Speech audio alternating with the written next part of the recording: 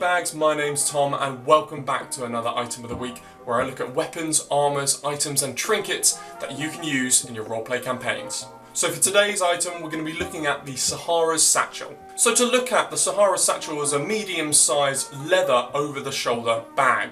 The strap for this bag is made of woven cloth and has a brass buckle, while the leather bag itself has a leather flap hanging over.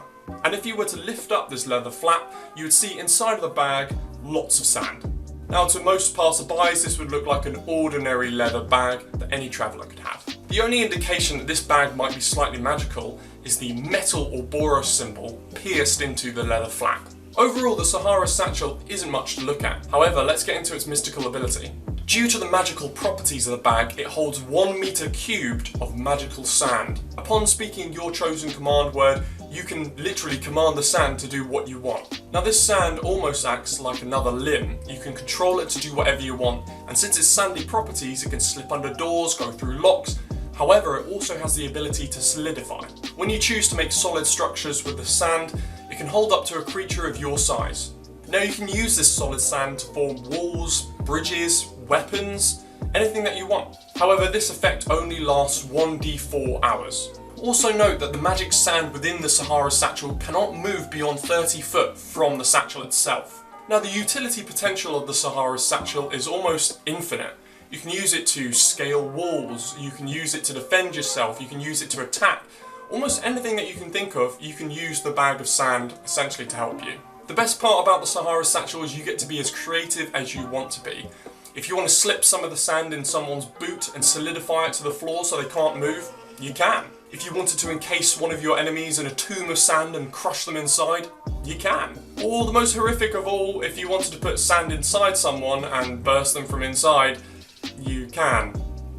Now we've talked about some of the abilities that the Sahara's Satchel has, some of the gruesome ones too, but where would you find it? Well, as the name implies, the Sahara's Satchel is very likely to be found somewhere in a large desert. It could be that the Sahara's Satchel is an ancient relic, forgotten about, entombed in a temple, swallowed by sand somewhere in the desert.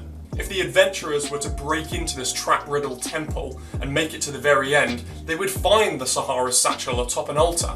Or perhaps the Sahara's Satchel has already been claimed by a hardy traveller trekking through the desert, and they use it when and if they need to defend themselves.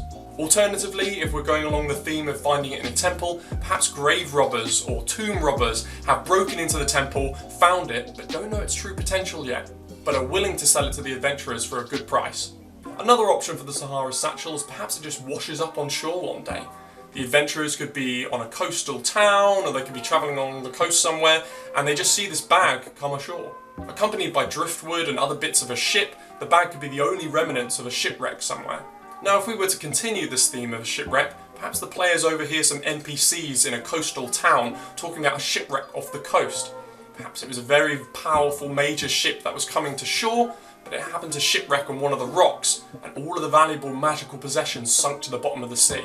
If the players were brave enough, they could take a boat out and try and dive and see what they can find. And the Sahara's Satchel would be one of those items.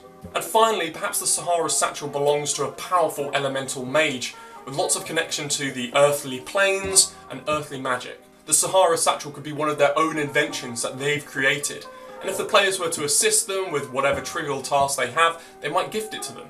Alternatively, if this elemental mage was a problem, causing issues for the local populace, if the party defeats them, then they'd finally be able to claim that as loot. Okay, so we've talked a little bit about what the Sahara's Satchel looks like, what it can do, where to find it. Now let's talk about some alternate versions. Now one alternate version for the Sahara's Satchel is perhaps it can create portals into the earthly planes.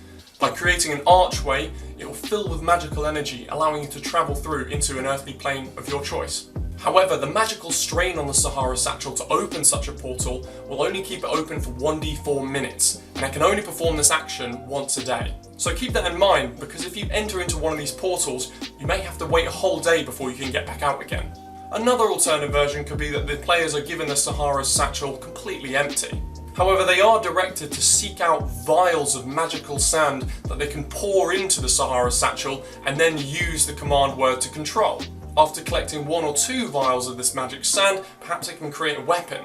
However, after maybe 4 or 5, you can actually start forming structures. Having the players find further items to increase the power of their magical trinket is great because it allows you to fully control how much power that magical trinket can scale to. And a final idea for an alternate version is that perhaps a sand guardian, deity or god has blessed this satchel and given it to their champion or the players.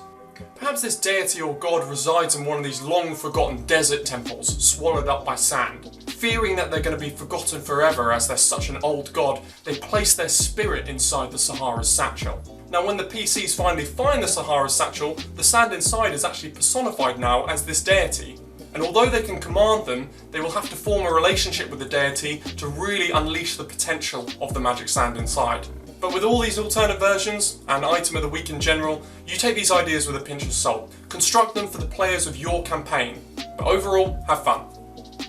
Hey, thanks for watching Item of the Week. Be sure to leave a comment down below on how your players reacted to this week's item.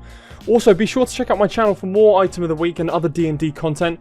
Hitting that subscribe button will make you the first to know when new videos come out. And finally, don't forget to drop me a follow on Twitter and check out the full Item of the Week archive in the link in the description.